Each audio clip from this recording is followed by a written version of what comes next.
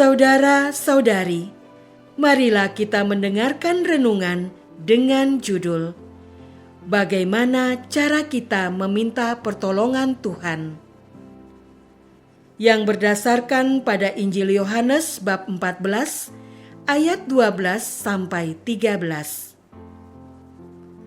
Aku berkata kepadamu, sesungguhnya barang siapa percaya kepadaku, ia akan melakukan juga pekerjaan-pekerjaan yang aku lakukan.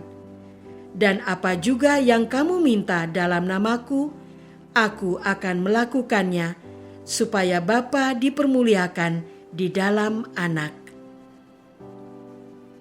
Dalam nama Bapa dan Putra dan Roh Kudus. Amin.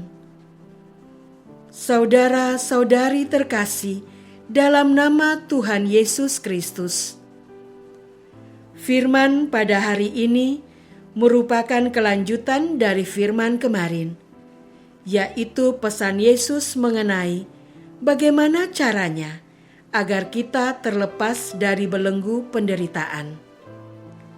Yesus berkata kepada para rasul, "Sekiranya kamu mengenal Aku, pasti kamu juga mengenal Bapa-Ku. Sekarang ini kamu mengenal Dia dan telah melihat Dia." Kata Filipus kepadanya, "Tuhan, tunjukkanlah Bapa itu kepada kami. Itu sudah cukup bagi kami." Kata Yesus kepadanya, "Telah sekian lama aku bersama-sama kamu, Filipus, namun engkau tidak mengenal Aku.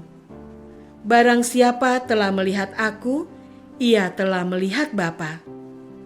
Bagaimana engkau berkata, 'Tunjukkanlah Bapa itu kepada kami'? Tidak percayakah engkau bahwa Aku di dalam Bapa dan Bapa di dalam Aku? Apa yang Aku katakan kepadamu, tidak Aku katakan dari diriku sendiri, tetapi Bapa yang diam di dalam Aku, Dialah yang melakukan pekerjaannya."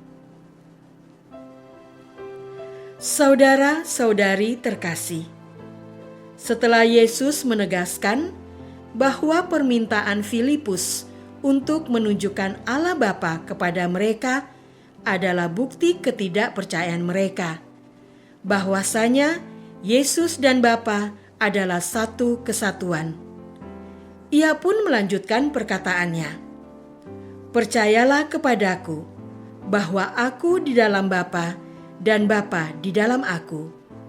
Atau setidak-tidaknya, percayalah karena pekerjaan-pekerjaan itu sendiri. Aku berkata kepadamu, sesungguhnya barang siapa percaya kepadaku, ia akan melakukan juga pekerjaan-pekerjaan yang Aku lakukan, bahkan pekerjaan-pekerjaan yang lebih besar daripada itu. Sebab Aku pergi kepada Bapa, dan apa juga yang kamu minta dalam namaku, Aku akan melakukannya, supaya Bapa dipermuliakan di dalam Anak. Jika kamu meminta sesuatu kepadaku dalam namaku, Aku akan melakukannya." Dari firman barusan, bukankah kita seringkali berada di dalam kondisi seperti para rasul, di mana kita merasa sudah percaya kepada Yesus, namun tidak betul-betul mengerti ajarannya ataupun melakukan pekerjaannya? Saudara-saudari terkasih, bila demikian adanya, baiklah kita meminta kepada Yesus di dalam namanya, agar kita dapat benar-benar percaya, lalu menjalankan pekerjaan-pekerjaannya. Dalam firman kemarin, kita menerima pesan bahwa percaya kepada Yesus itu sama artinya dengan menjalani hidup seperti Yesus yang memikul salib sampai wafat. Ibarat orang yang mendaki gunung, janganlah ingin segera sampai ke puncak, karena malah akan memunculkan rasa frustasi dan lelah. Bahkan sebaliknya, kita perlu fokus pada rahmat yang hadir di depan mata sekarang, sehingga lahir rasa takjub penuh syukur atas nikmat sepanjang perjalanan hidup mendaki ke puncak gunung. Meskipun begitu, ada kalanya kita lelah ataupun terjatuh di dalam perjalanan. Maka baiklah kita pada waktu tersebut berhenti dulu sejenak, lalu berdoa kepada Yesus dan minta pertolongan di dalam namanya. Seperti Yesus yang menerima pertolongan Bapa melalui sesama saat ia terjatuh ketika memanggul salib. Yakinlah bahwa kita juga akan menerima pertolongan yang sama. Saudara-saudari terkasih, sebelum memanggul salib, Yesus berdoa di Taman Getsemani. Sebagai manusia, ia juga merasa takut akan penderitaan dan terdorong untuk menghindarinya. Oleh karena itulah, Yesus berkata, "Bapa, kalau boleh, biarlah cawan itu berlalu dari hadapanku." Meskipun begitu, Yesus tetap fokus pada kehendak Allah Bapa, sehingga ia pun berdoa, "Akan tetapi, janganlah keinginanku yang terjadi, melainkan terjadilah selalu kehendak-Mu." Melalui doa berserah diri tersebut, Yesus menaruh percaya penuh. Ia menyerahkan kendali hidupnya ke dalam penyelenggaraan ilahi. Apapun yang dihadirkan Bapa baginya di dalam hidup, selalu ia terima dengan rasa hormat dan syukur untuk kemudian ia jalankan. Santo Ignatius Loyola menganjurkan kepada kita untuk melatih rasa hormat dan syukur atas apapun yang ada di depan mata.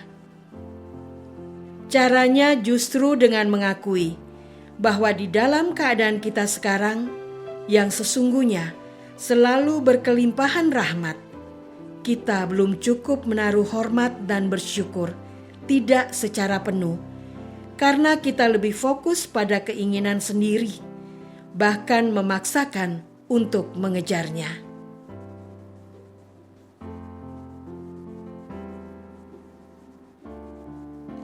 Maukah saya mengakui bahwa di dalam keadaan sekarang ini yang penuh rahmat, saya belum cukup menaruh hormat dan bersyukur tidak penuh? Marilah kita berdoa.